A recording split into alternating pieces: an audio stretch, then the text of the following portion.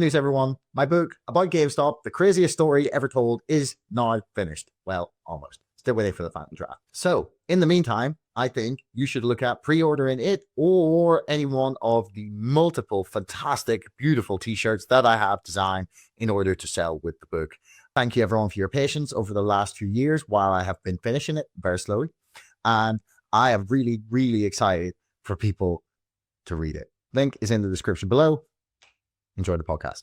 Okay, so hello everyone. Welcome to another episode of Chatter. Today I am delighted to be joined by Micheal Every, a global strategist at Rabobank in Singapore. Micheal, welcome to the show. Thank you very much. Pleasure to be here. No problem. So as I mentioned before we started, I came across you because of an interview you did on Thoughtful Money, where you were identified as someone who had pointed out that the trend of globalization through the world was probably going to be coming to an end fairly soon, that we would see a retreat towards more isolationist and more mercantilism, I think is the term you used for it. And I would love to get into that immediately. But my most pressing question is, in case this podcast ends in a big fire of nuclear war, what is happening with Israel and Iran, and what are the wider implications that we might see as a result of the tension that's currently underway, speaking on the 16th of June? Okay, speaking on the 16th of June, first of all, to everyone watching or listening, if we do have a nuclear war imminently, I'm not coming on next week. So I'm just flagging that politely in advance. I'll be hopefully gone. But let's begin with the specifics of that, and then unpack it and try and explain how that fits in with everything else, because it does fit in with everything else that I was talking about. So given that we currently have the fog of war and events are moving at incredibly rapid speed, what I'm saying could be potentially out of date by the time people are listening. So I'll try and keep it as broad as I can to make it as relevant as it can be. And that is that what we have at the moment is a paradigm shattering, geography shattering, politics shattering, I don't think world shattering yet, but very region shattering clash that has been building for decades between Israel and Iran. This is not just the follow-up to what we saw 12 months ago or in April last year when they were firing missiles at each other. This is the final round in all likelihood. Because for both sides, they now see it as being existential. From the Israeli side, they could not have been more transparent for years, and in launching this military campaign / war, and it is a war, that they regard Iran, which consistently says it wants to destroy Israel, publicly and privately, in Farsi and in English, which is very polite. Lots of countries will say one thing in their own language and another in English, and Western politicians are stupid enough to believe the one in English. So they're polite enough to be very honest about what they want, which is to destroy Israel. And they are, according to the balance of expert opinion, although it's a highly contentious area, I happen to side with the cynics, pushing aggressively for a nuclear weapon, which one wonders what they would want to do with. That doesn't mean they were likely to immediately launch it at Tel Aviv, but it certainly means that they could have operated under a security umbrella that you couldn't push back at. Because what you see with other powers that have nuclear weapons, like Russia, is if you start doing too well in a conventional battle with them, suddenly that threat is made. The Chekhovian gun is placed on the table, as it were, and you realize, okay, I don't have them, therefore I'm not allowed to win more than this. So from the Israeli perspective, either in terms of one big bang or a slow grind, that was an existential issue. From the Iranian side, what they are now experiencing in terms of this shock attack, and it's yet again a massive success for Israel's strategic capacity to suddenly have caught them on the hop when everyone was expecting something, and to still catch them on the hop like this, is itself existential. because it appears that Israel is not just trying to take out the nuclear program, which is an enormous loss of face and power for Iran if that were to happen, but it is systematically trying to dismantle all columns supporting the regime, which is, of course, a revolutionary regime, which many people like to try and forget, which swept into power in 1979.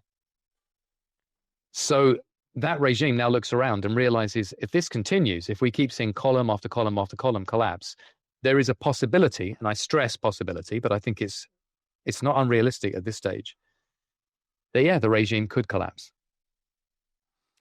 So when you put it in those terms, wow, two sides, both of whom feel they absolutely must win it. And that puts it in the same category as Russia and Ukraine.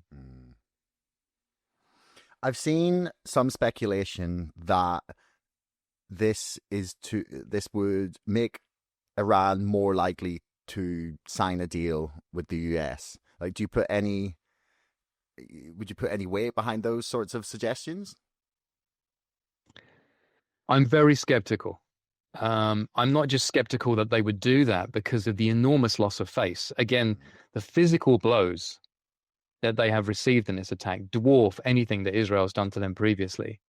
And they're blaming the US for it openly. They're saying, we think the US is party to this conflict, even if they are not directly pulling the trigger. And to be honest, it's pretty hard to see that isn't the case, given that they've given the munitions to do it to Israel. And, there are some press reports that they were in on it and it was a deliberate deception about a difference between them over it. So from the Iranian perspective, can you trust those people? Can you lose that much face and maintain popular support at home? From the Israeli perspective, even if the Americans believe that a deal can be done with an entity which had signed a deal previously, and some would say it was sticking to it and it was it was all good. Others would say they were not sticking to it and were secretly preparing a weapon in the background, or that the deal that was signed was such a poor deal that they would have ended up with a nuclear weapon eventually anyway. And again, I'm not going to get into the debate on that, but there are very credible views on all sides rather than just one. Mm-hmm. Can the US really trust them? Because once you come back from this, don't you have the incentive to really try and run for it again, run for that finishing line, get that touchdown? And are the Israelis really going to trust Iran after this? If they say, pinky swear, we don't mean to destroy you anymore. Our 1979 revolution is no longer a fundamentalist revolution aimed at remaking, first of all, the Middle East and then the wider world, which it overtly says it is if you read their literature. We've decided we just want to live in peace with our neighbors. It's a very attractive thing to believe because it means you don't have to have more war or rearmament or geopolitical tensions or all the kind of things that get in the way of a nice Western middle-class lifestyle. But that doesn't make it true. So from all sides of that, I'm skeptical. And then we have to bring in one other angle. And this segues to the second part of your first question, how this ties in more broadly. It's not just a regional issue. This is not just Israel versus Iran.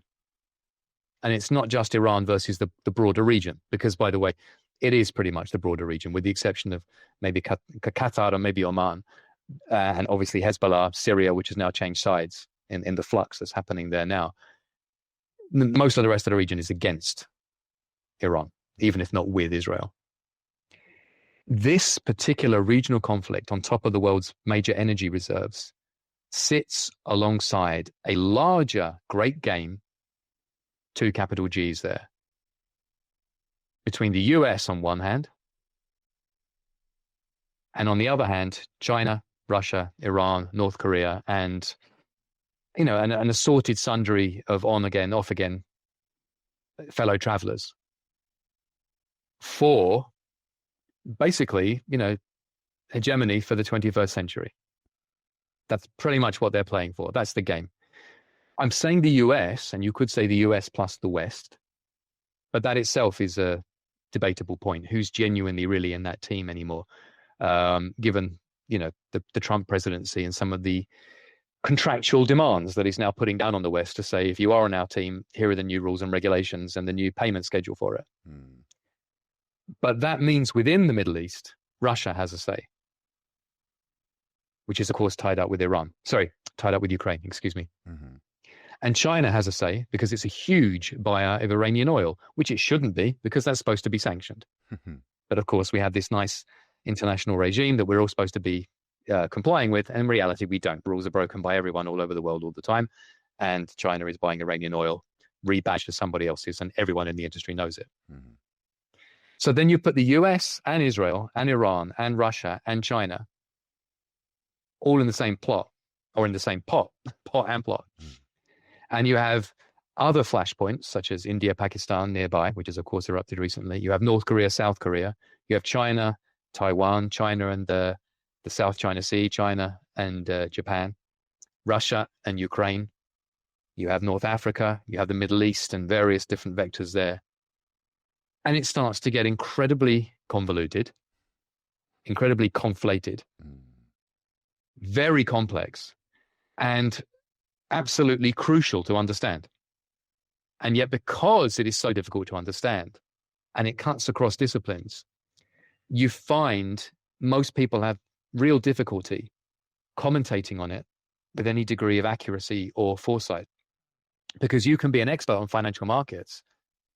What makes you think you understand this? You can be an expert on the Middle East. What makes you think you understand China? You could be an expert on China and the Middle East and financial markets. Do you understand anything to do with the military? You can be an expert on all of them. How about Russia and Ukraine? You have to keep throwing lots and lots of things into the mix and trying to create some kind of methodological amalgam of all of them to have any real view on what is happening, why it's happening, and what that means about what might, and I stress might, happen next. And that's what I do. Well, yeah, unfortunately, I am not an expert on any of those things. So I, resort to asking well-educated people like yourself on these issues. So one of the things that Marco Rubio said, I think it was in his first days as in the Trump administration, was that we're no longer in a unipolar world, that we're in a multipolar world. And it would seem to me that there's a lot of resource grabs, essentially, or attempted resource grabs going on across the world in a lot of these conflict areas. I mean, I'm not saying that these are the absolute deciding and driving factors in a lot of these conflicts, but Ukraine is obscenely rich in minerals and resources. There's discussions that just off the coast of the Gaza Strip is hundreds of billions, if not trillions, in oil and gas reserves. I mean, there's probably people who would understand better the exact resources available, but are these collection of conflicts an attempt by these great powers to scramble for these resources across the world and to sort of move us back to a unipolar world where each person or each nation or collection hopes to be that king at the top? Yes, but with some very large buts to what you just said, which I have to slightly rebut, if you don't mind. Thematically, yes, you've hit the nail on the head. First of all, in terms of multipolarity, now it is very important that Rubio said what he did. Let's just have a very brief discussion about that before I move on, really briefly. The US recently, for example, had to retreat from trying to bomb the Houthis, who are a ragtag rebel group or Islamist rebel group with really charming catchphrases, obviously being applauded in Western universities, he said rather cynically, but really not the most Western friendly of people, to put it mildly. But with a little bit of Russian help and some others, they've been disrupting traffic through the Suez Canal and the Red Sea for quite some time. The US was bombing them, and then it retreated. Now, you could make the argument that that's because they genuinely couldn't defeat them because they're running away to caves in the mountains, which they literally are, and they can continue to harass. And even the world's biggest military power can't get rid of them. Okay, let's take that as true. Not everyone would agree, but let's take that as true. Are they equal? When you say multipolar, are the Houthis equal with Americans? No. America could still wipe them off the face of the earth at the touch of a button. They choose not to for various different reasons, and I'm glad they do. The Houthis couldn't do that. Would the Houthis have the same moral qualms if they had the same ability? Probably not, which is an important moral distinction to make. But a power distinction is still very much there for America. And you can make the same argument right the way across different dimensions. In most of them, America, and particularly the combined West, when it can be combined, is still by far the most important pole or collection of economies or states in various different metrics, except one, which is physical production, where in terms of who makes what physical goods, China is by far the winner. Absolutely. Far and away, which really does matter. So I don't think it's true multipolarity, but we're getting imbalances in different areas. For example, America is finding it can't produce F-35s because it needs rare earth minerals from China.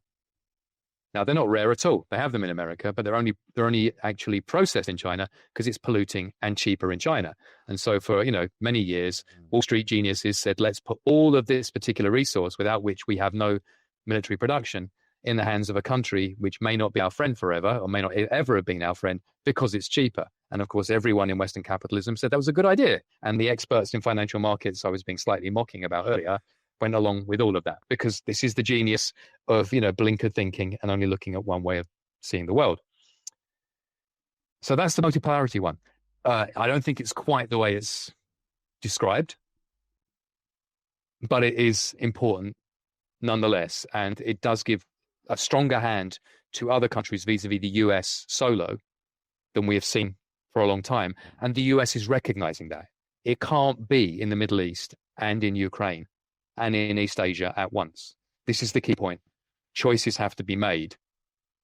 And when you have a coalition of forces against you, as we do now, they can collaborate across geographies and dimensions to make it really difficult for you. So that's something that's playing out. But I really have to address one other point very briefly, which is important, because while this sounds like it supports everything you just said, Ukraine is not rich in minerals. It's not. It's rich in agriculture.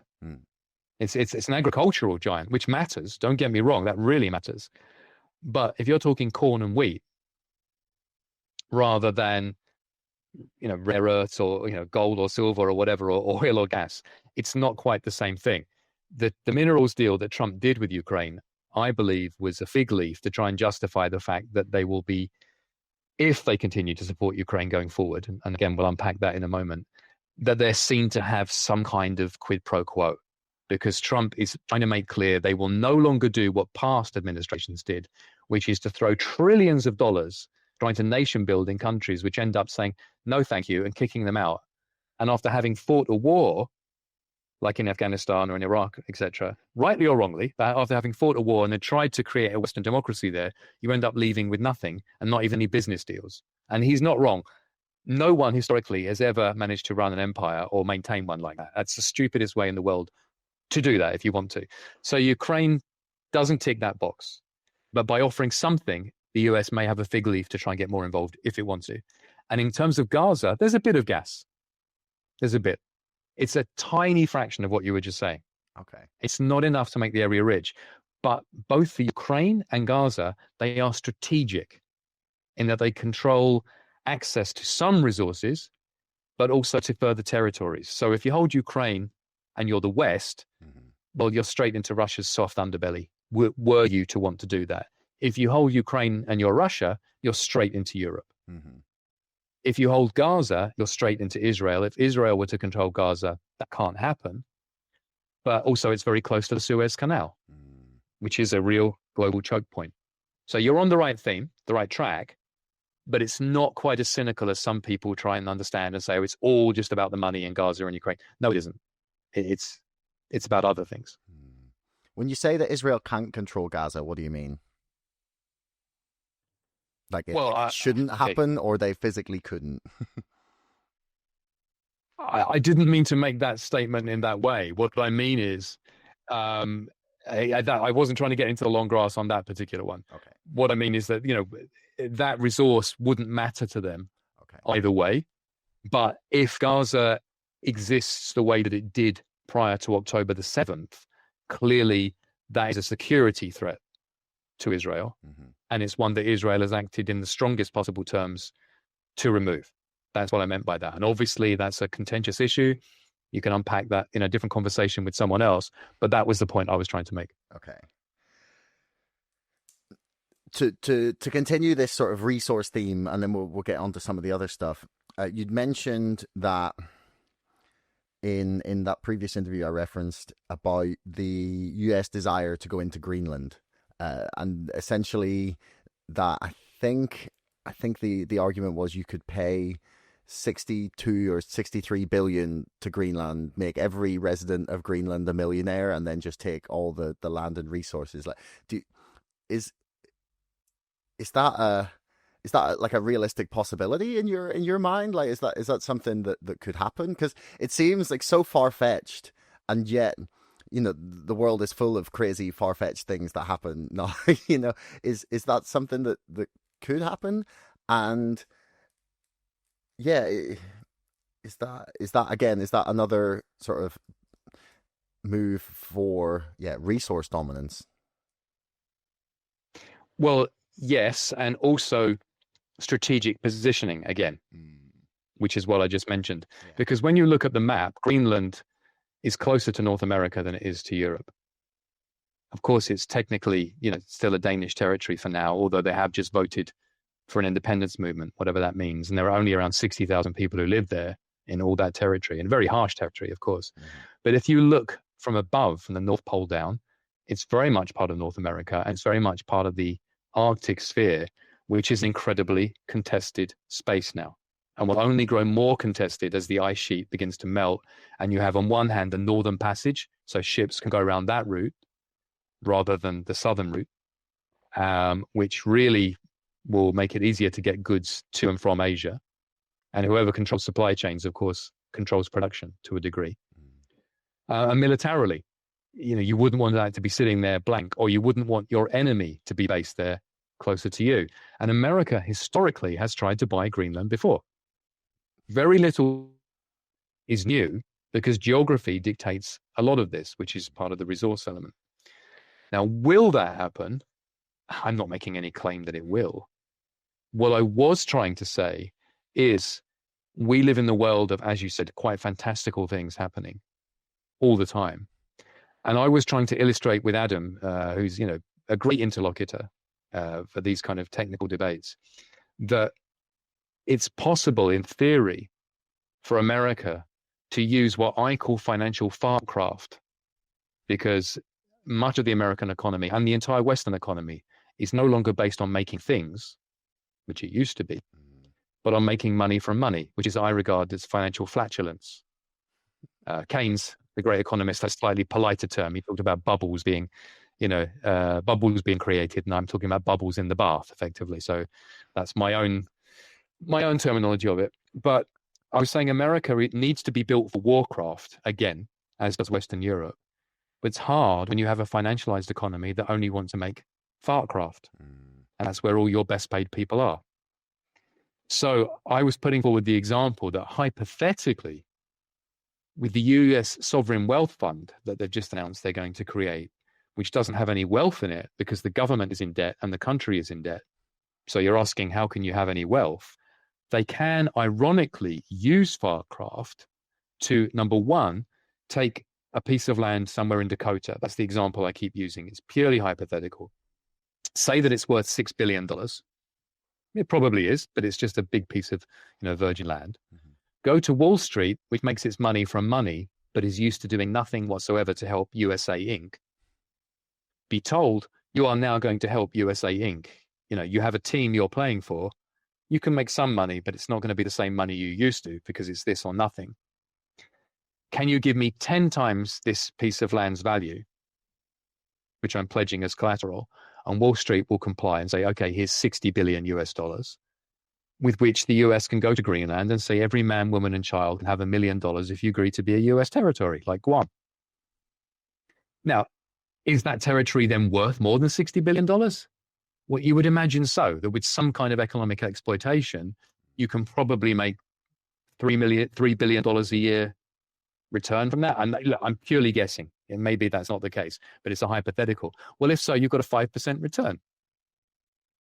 which is not bad, and you've used financial Fartcraft in order to gain something which is really useful in warcraft, because it's territory with resources in an area which, if you don't do it, somebody else might, either with warcraft or with Fartcraft. So this is, again, the intersection of different disciplines that I'm trying to show, and the fact that we are in a great game, again, capital G twice, and that most people don't understand how it can be played, let alone that it is being played. Do you think that the US and maybe the West, quote unquote, more broadly, are going to struggle to maintain the struggle to maintain power within their own nations, like each government as it stands? Because, and I don't know what the figure is for the US, but I saw a great poll this morning where they asked I think it was YouGov had asked, in the UK, do you support Iran, or should the UK support Iran, Israel, or don't know / neither? And don't know / neither was 80%. I feel like I feel like it wouldn't be a dissimilar number in America. Maybe there's a little more understanding of the US's position in the world order that would maybe push them to need to take a side. But I feel like there's a lot of pushback is coming within the individual nations, because it seems like we are driving headfirst towards World War III, but the governments don't wish to explain this great game to people. So no one understands the reason, the why, for example, it would seem that if it was any nation other than Israel doing some of the things that Israel have been doing over the past, year or two, that they would be immediately condemned, ostracized by, the wider international community, that there wouldn't be as much sort of complicit support for the things that they're doing, essentially. And I wonder if there's going to be problems within the West at maintaining enough support for their actions and their governments as they take part in this great game. Well, I think you frame it very correctly. And this is a view that I've had for many, many years. And I think the abundance of evidence across different disciplines, different commentators, making exactly that point, makes it absolutely impossible to conclude anything but. You've given very stark examples on just one front there. And again, I understand how contentious that issue is, and I'm not here to debate the Middle East, to be abundantly clear. I'm here to talk about economic statecraft and the great game, rather than one contentious corner of it or pocket of it. But of those two countries, it is objective fact that one of them has said we'll wipe the West off the face of the earth, including the UK and France, and the other hasn't. And yet you've just given very stark statistics that the public are like, well, we don't really know, and let's keep out of it. There is an enormous echo right now with historical periods in the past, where one of them, pre-World War I, you had free marketeers and laissez-faire traders saying there could never be another huge war. Or they didn't use it for the term World War because there hadn't been a World War at that point, but there couldn't be one because it was a great illusion that war would ever achieve anything. Norman Angell was the one who wrote that particular book, The Great Illusion, and it argued very convincingly that there could never be a big war between the UK and Germany. And you know what? It sold all the way up until 1914, and it stopped selling, funnily enough. Now, the important thing is he actually wrote a mea culpa afterwards, which doesn't get half the attention, saying I was completely wrong, which is very rare by an academic. Yeah, absolutely. And he pointed out that one of the reasons why we got there, and one of the reasons why it would happen again, is we were trying to recreate an international system in which we had a ruling elite in every country who had more in common with each other than they did with their own countrymen. And that part of trying to create an idealized international system would create imbalances domestically as well as internationally. That if everyone agrees these are the rules of the game, fair enough. But unless you're very, very careful about how you structure it, you will end up with some countries running a huge surplus and some countries running a huge deficit. Where are we today?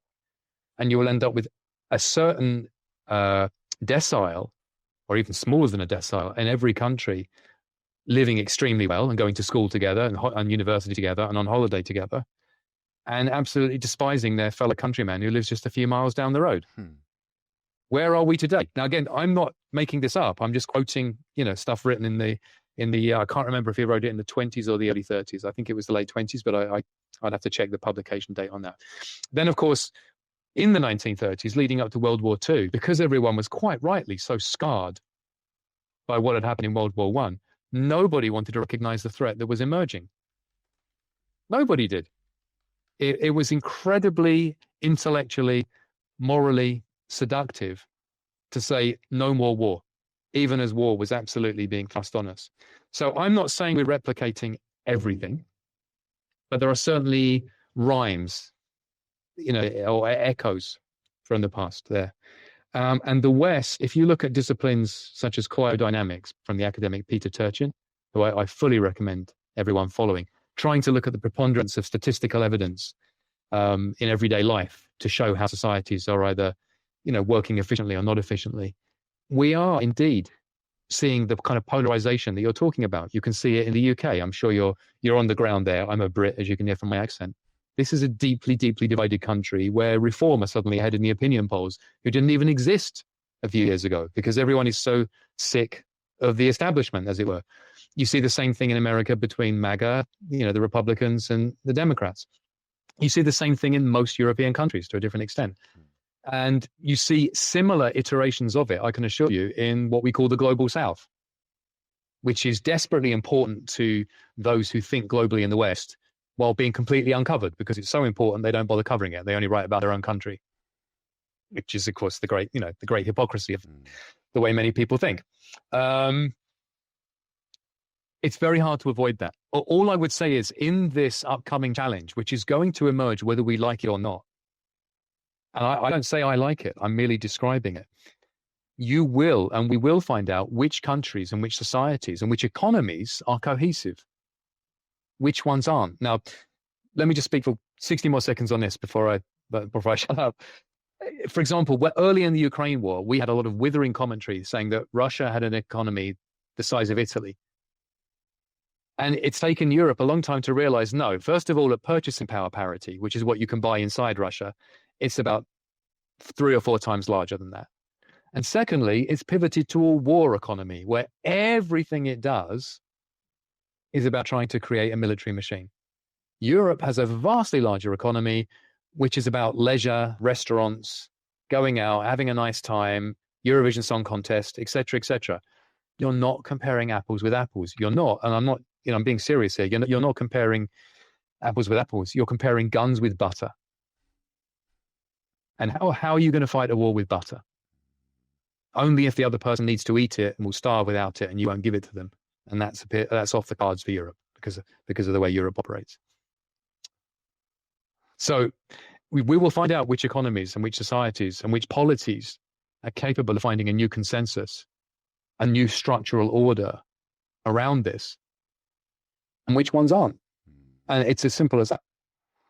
Yeah, it feels very much to me like the period of globalization we had sort of post Bretton Woods up until, the last few years has been fantastic in trying to build a global supply chain, in certain industries and making specialist countries essentially in different areas of the world. And that has been, okay, maybe not fantastic for the working people of each individual nation, but has managed to grow the global economy quite significantly. But it looks like that only really works in periods of prosperity and peace, essentially. It only works until it doesn't, You're right. Well, not only you're absolutely right. But let me add, it has the seeds of its own destruction in it, built into it. And I've been arguing this for years. Because first of all, okay, so GDP went up. Do you remember during the Brexit vote, which years after the event, I think I can now mention, I didn't cover Brexit at the time. My gut instinct, as someone not covering it and having to be very careful because it was very, very sensitive, my gut instinct was it would go through narrowly, which the markets were not pricing for. And I remember the shock on the day when it happened. purely because my methodology was, okay, let's talk to people across the spectrum of society in the UK and abroad, expats who are voting, and let's just see what they're saying. And the people who I thought would vote for Brexit were voting for Brexit, and loads of people who I didn't think would vote for Brexit were voting for Brexit. Now, it's a very small sample size, but when I had left-wingers and pro-Europeans voting for it because they didn't like the way Europe was, I thought, this is going to be razor tight. But anyway, after that happened, someone asked someone in Sunderland, why did you vote for it, when you know it's going to be bad for GDP? And they said, whose GDP? You may remember that particular quote. So when you're looking at the global level, again, whose GDP? Most people, you could say, economists will tell you they're done, everyone's done well from it. Those are the same economists who have argued for it. They can't argue differently. Otherwise, their entire career and academic training has been for nothing. It hasn't been evenly distributed. And it's contained the seeds of its own destruction on two different parallel but integrated parts. One of them is that it's created massive inequality within countries and between countries in terms of who produces things and who doesn't, who is paid well, i.e. in finance, and who is paid badly, everyone else, pretty much. And they mirror each other. They are two sides of the same balance sheet, or two intersected balance sheets, one at a national level, one at an international level. But secondly, and totally overlooked by all the economists who are arguing for this year after year, the only reason it existed, as you said, because of peace and prosperity. The prosperity wasn't shared, and the peace was imposed by the US. We only had it because we won World War II by beating Nazism and Imperial Japan.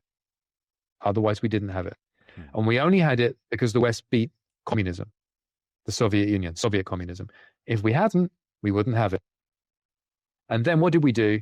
We decided to dismantle all our industrial supply chains, which allow us to produce military goods, slice them up very efficiently, as you said, and put most of it in countries who we had absolutely no guarantee whatsoever would be our friends forever, and in which, in fact, many people said, don't do it from a national security perspective. And we were told, but it's cheaper. So we did, and still are doing so in the case of some countries like Germany. So to summarize, we created a system that did stupid things very intelligently. And yet, therefore, as a result, would always self-destruct at some point, as the system did pre-World War I, leading to World War I, and as the same system did pre-World War II. And I used that methodology for years to argue it.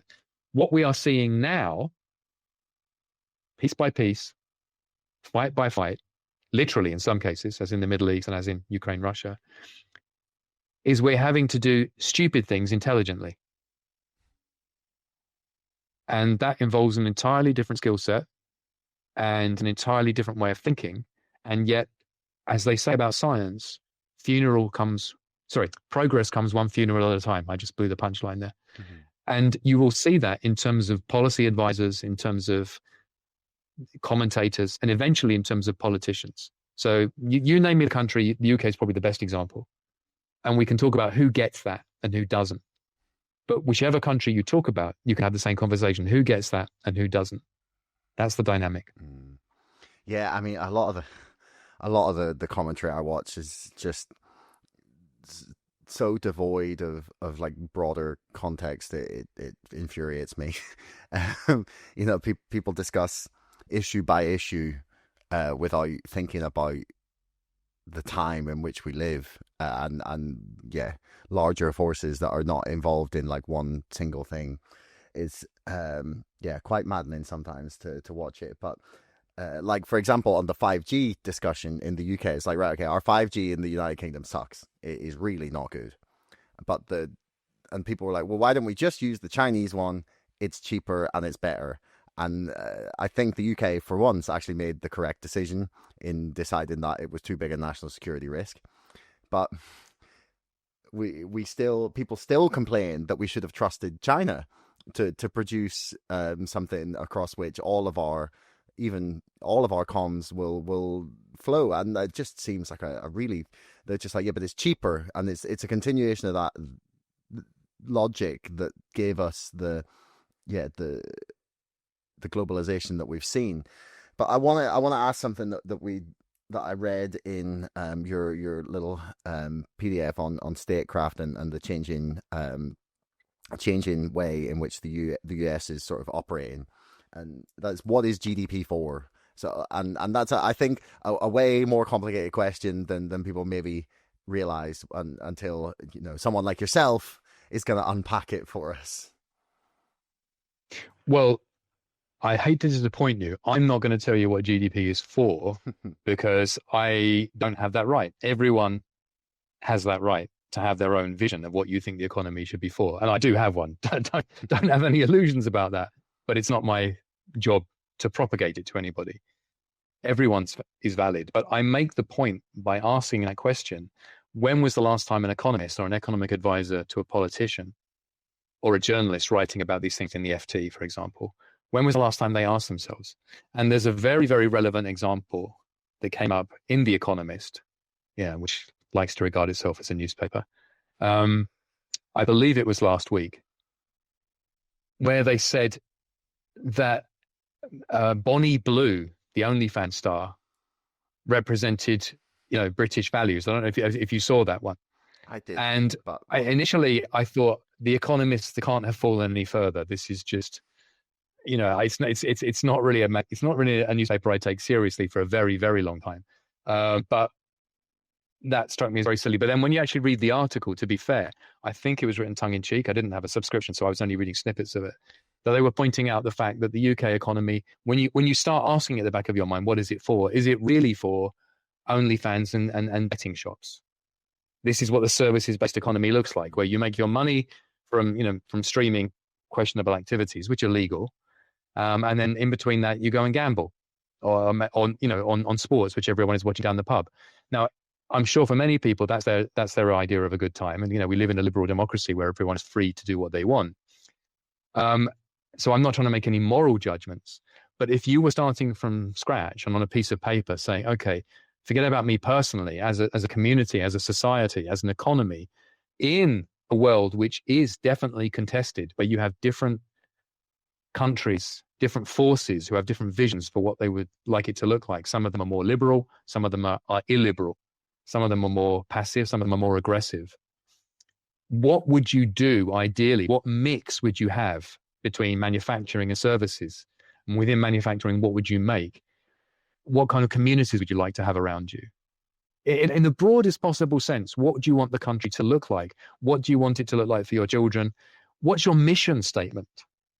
Like, can you imagine working for a company, and you say, what do? We don't really know. Like, we all turn up all day, we have coffee, we go around the water machine, whatever, but I don't know what we do. Now, that does describe many large companies. They don't tend to do too well in the long run. The most efficient ones, particularly like in Silicon Valley, where they really start up, it's a bullet point. We're here to do X. We're here to do Y.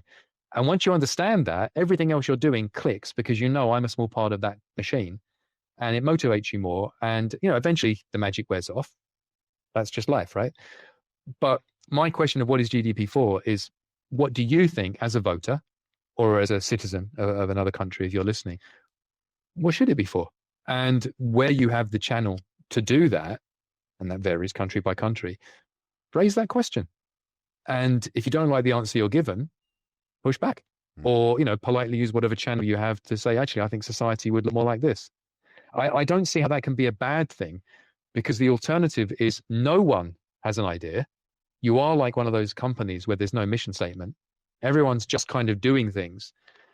And that leaves you in a very untenable position, I think, in terms of sustainability. And there's a very, very broad range of interpretations of what sustainability means.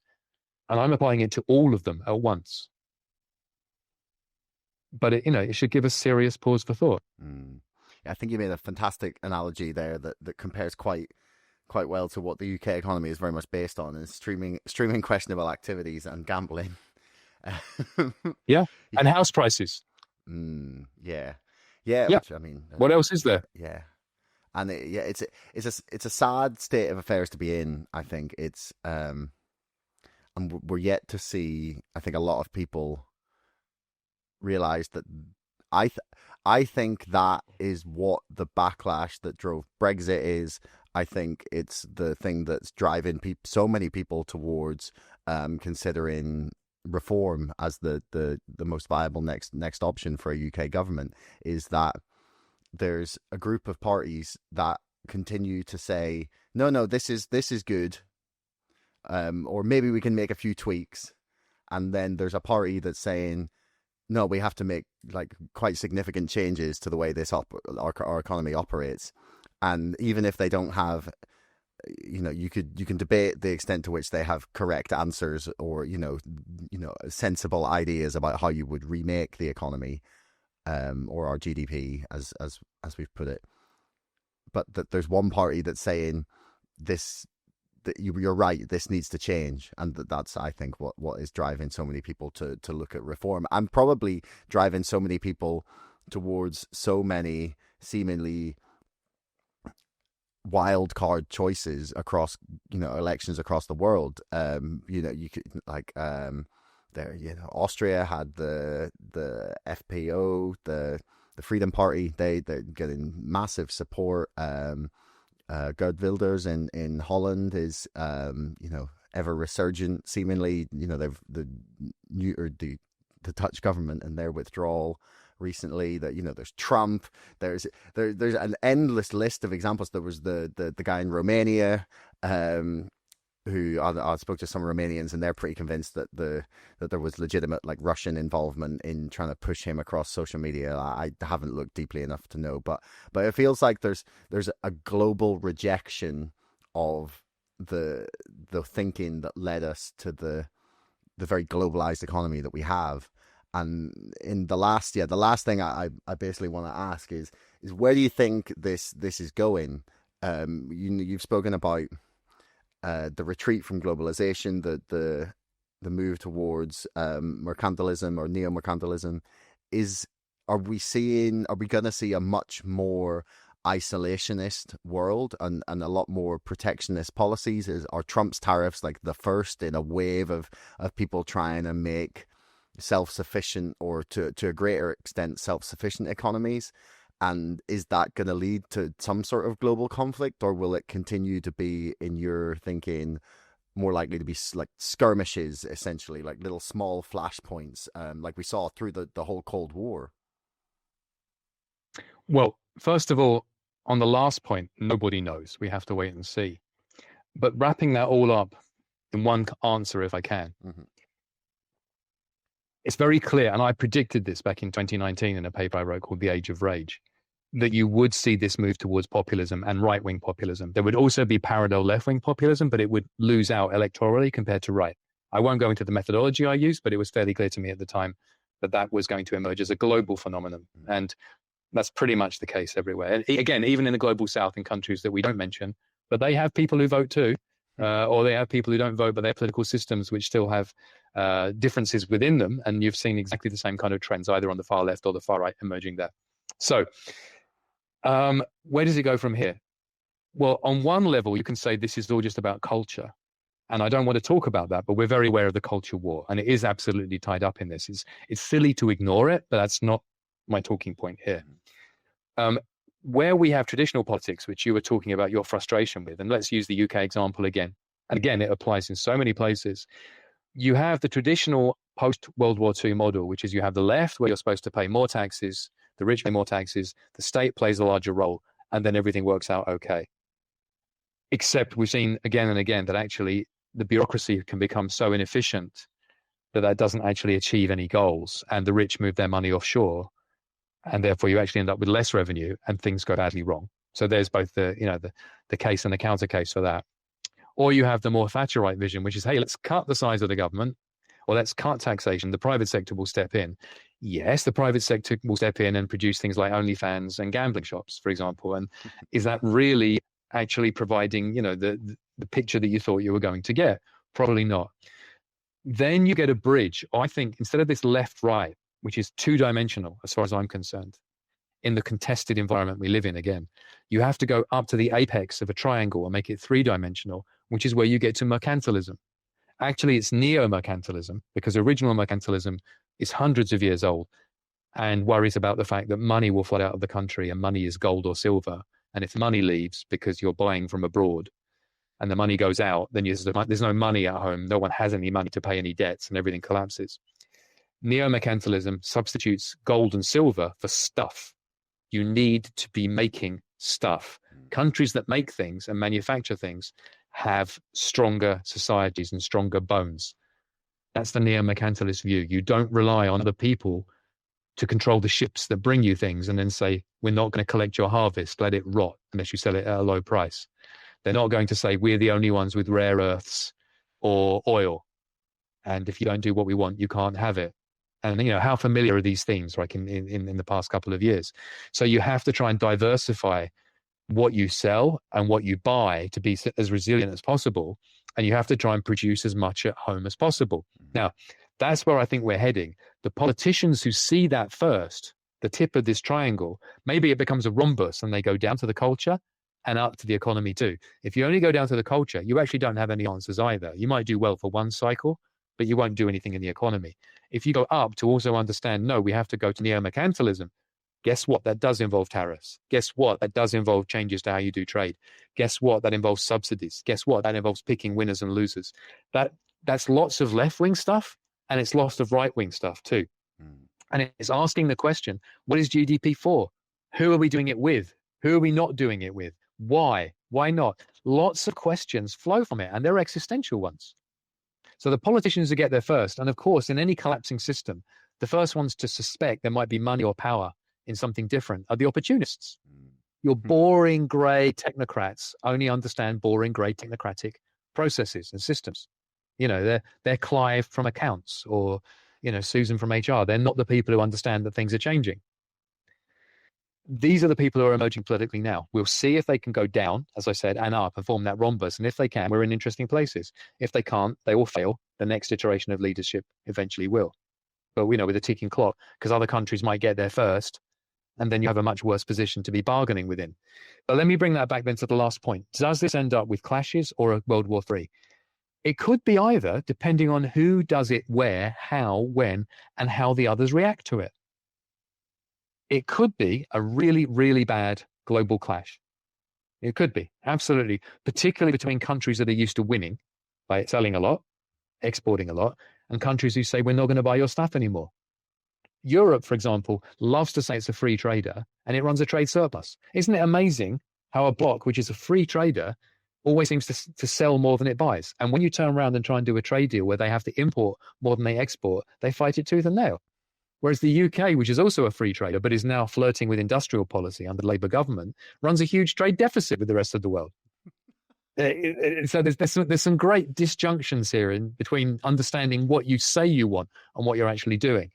But I can tell you, if you look at the history of neo-mercantilists, while there are dangers there, and I never underplay them, there is also the possibility of a global accord.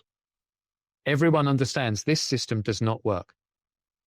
Newsflash, it doesn't. This system needs to change. Newsflash, it does.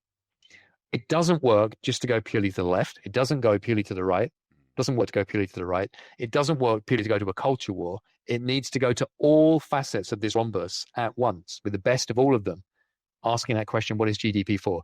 And my concluding remark here is you'll never guess who came out and said the same thing in the op-ed pages of the Financial Times 2 weeks ago.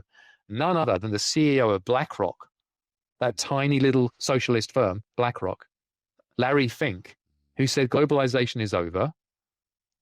We need a new variant, a new phase, which will be pro-worker with local circulation of capital, which means by default, you don't have big surpluses and big deficits. You don't have big transfers of money internationally, and you have much less inequality domestically. It must be a nestled or a nested set of balance sheets like that. That's about as revolutionary as you can get. And it came from the mouth of Larry Fink. Yeah. Well, I would suggest that they're maybe hoping to be the landowners of everything to which they rent it back to us in this new wonderful, Neomercantilism. I have no comment. No comment. I'm merely arguing that these changes are happening. Yeah. And if you're not going to get any more opportunistic than a big Wall Street firm, right? Except for maybe a great white shark with blood in the water. So let's be, and I mean that as both criticism and compliment that they're good at what they do. But if they're smelling that political change, there's potential political change in the air. And again, let me just say to everyone listening / watching, ask yourself that question: what should GDP be for? And think of it. And what then? And what then? And what if they do that? It doesn't take that long. You go to some interesting places when you start sketching it out on a piece of paper with a pencil. If you get a good idea, share it. Share it with you, share it with me. We'll pass it on. But if everyone does that, you might be surprised how you can end up with answers which can take us to some really good places as well as some really bad ones. And that's no bad thing. Yeah. I mean, the desire to change the way the global and sort of national economies work is for sure an opportunity to revive some sort of prosperity amongst countries that have sort of atrophied a little as they've shipped out their industrial production. And it's not definitely all doom and gloom, which is lovely to know. But yeah, it's going to be an interesting couple of years, to say the least. Micheal, I really, really want to thank you for your time. It's been absolutely fascinating. Is there anything you want to plug before we finish? Oh, well, just that if anyone would like to continue this conversation, please, if you're a corporate client of ours, look at Rabobank Knowledge. I'm presuming there probably aren't too many corporate clients of Rabo listening, but if there are, look for us there, or you can look for me there. I do publish some stuff on LinkedIn, but I maintain most conversational channels about what's going on X. And my X handle is at the Micheal Every, all one word. And see you there. Perfect. Yeah, I'll put links for that in the description so people can check it out. So yeah, thanks very much. Really appreciate it. You're very welcome. Hope to see you again. Hey, listeners, real quick. Do you ever find yourself sitting watching the stock market like this? Well, now you could instead be ordering my book like this. It's the story of GameStop. You can purchase it with a hoodie, with acknowledgements, or just with the early backers edition. It's all about the GameStop story. It's the real story, not just what you've seen on films. It's exactly what has happened over the last 3.5 years. And with DFE back, I'm finally able to draw a conclusion to my book. Please pre-order it. It really helps me out. And you will get it eventually, I promise. Hopefully this year.